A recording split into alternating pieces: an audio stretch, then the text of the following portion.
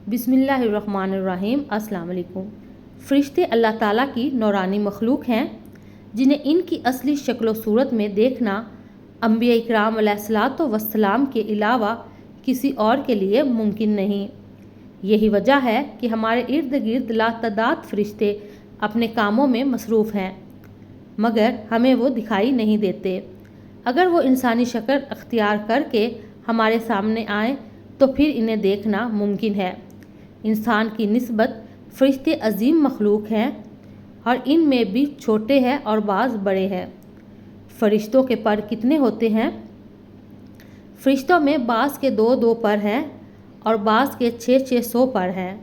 قرآن کریم میں ارشاد پاک ہے کہ اللہ تعالیٰ ہی کے لیے ہیں تمام تعریفیں، جو آسمانوں اور زمین کا پیدا کرنے والا ہے اور 2 3 4 پروں والے فرشتوں کا اپنے قاصد یعنی پیغمبر بنانے والا ہے۔ بعض روایات کے مطابق جبرائیل امین علیہ السلام کے 600 پر دیکھے گئے ہیں اور ہر پر نے آسمان کو گھیر رکھا تھا اور ان کے پروں سے مختلف رنگ اور قیمتی موتی بکھر رہے تھے۔ فرشتوں کی قد و قامت کیا ہوتی ہے؟ وہ فرشتے جنہوں نے عرش اٹھا رکھا ہے، ان کی قد و قامت کے بارے میں سیدنا انس رضی اللہ تعالیٰ عنہ سے مروی ہے کہ حضور نبی کریم صلی اللہ علیہ وآلہ وسلم نے ارشاد فرمایا، عرش کو اٹھانے والے فرشتوں میں سے ایک فرشتے کے بارے میں مجھے بتانے کی اجازت دی گئی ہے، جس کے پاؤں سب سے نچلی 7ویں زمین میں ہیں اور اس کے کندھوں پر عرش ہے۔ اس کے دونوں کانوں اور کندھوں کے درمیان اتنی دوری ہے کہ اسے طے کرنے کے لیے پرندے کو 700 سال کی پرواز چاہیے۔ وہ فرشتہ کہتا ہے، یا اللہ تو پاک ہے، جہاں بھی ہے اور جہاں بھی ہے۔ فرشتوں کی ضروریات کیا ہے؟ اللہ تعالیٰ نے فرشتوں میں شادی بیاہ کی حاجت نہیں رکھی، اسی طرح انہیں کھانے پینے سے بھی بے نیاز کر دیا ہے۔ اس کی ایک وضاحت قرآن مجید میں مذکور سیدنا ابراہیم علیہ السلام کی اس واقعہ سے ہوتی ہے،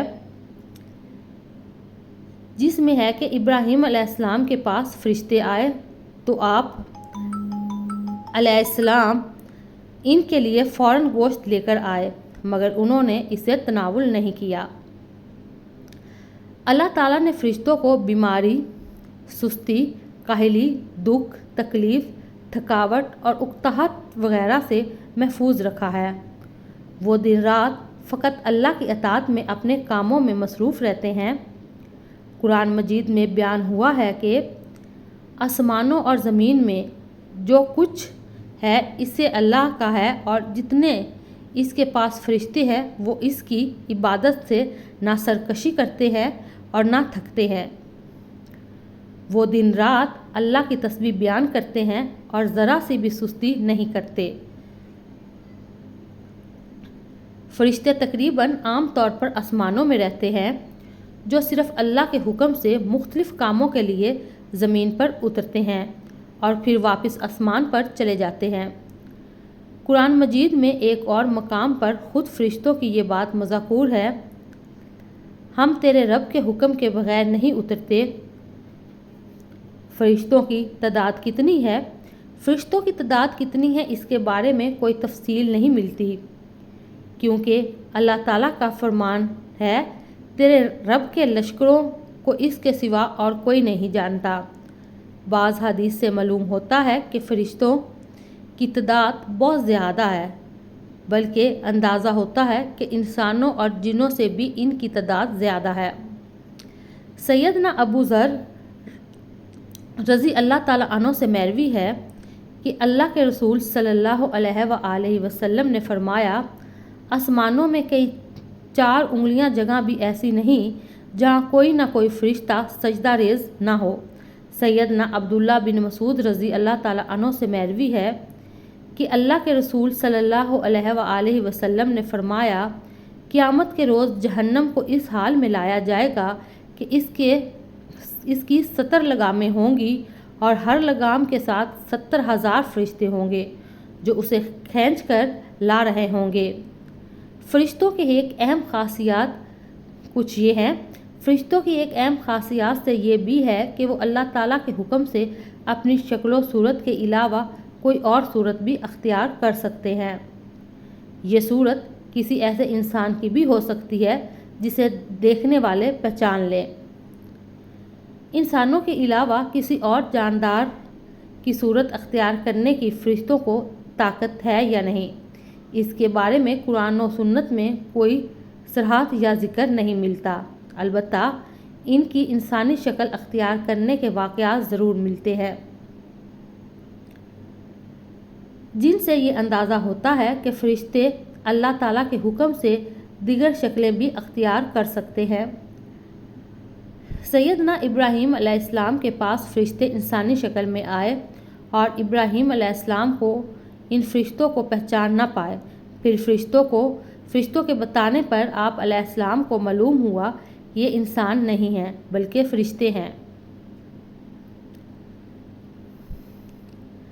سیدہ مریم علیہ السلام کے پاس جبرائیل امین علیہ السلام انسانی شکل میں تشریف لائے تھے اور جبرائیل امین علیہ السلام سوائے 2 مرتبہ کے ہر مرتبہ نبی کریم صلی اللہ علیہ وآلہ وسلم کے پاس انسانی شکل میں تشریف لائے۔ فرشتوں کے پاس کتنی طاقت ہوتی ہے! اللہ تعالیٰ نے فرشتوں کو انسانوں اور جنوں سے کئی گنا زیادہ طاقت عطا کر رکھی ہے۔ حضور نبی صلی اللہ علیہ وآلہ وسلم نے جب طائف کے مقام پر وہاں کے لوگوں کو اسلام کی دعوت پیش کی تو آپ صلی اللہ علیہ وآلہ وسلم پر وہاں کے لوگوں نے ظلم اور جبر کی انتہا کر دی۔ حضور نبی کریم صلی اللہ علیہ وآلہ وسلم کو لہو لہان کر دیا تو اس مقام پر سیدنا جبرائیل امین علیہ السلام تشریف لائے۔ انہوں نے آواز دی اور کہا کہ اللہ تعالیٰ حضور نبی کریم صلی اللہ علیہ وآلہ وسلم کے بارے میں آپ کی قوم کی باتیں سن چکا ہے، جو انہوں نے آپ کے خلاف اقدام کیے وہ بھی دیکھ چکا ہے۔ آپ کے پاس اللہ تعالیٰ نے پہاڑوں کا فرشتہ بھیجا ہے، آپ ان لوگوں کے بارے میں جو چاہیں اس فرشتے کو حکم دیں۔ اس کے بعد پہاڑوں کا فرشتہ مخاطب ہوا، اس نے حضور نبی کریم صلی اللہ علیہ وآلہ وسلم کو سلام کیا۔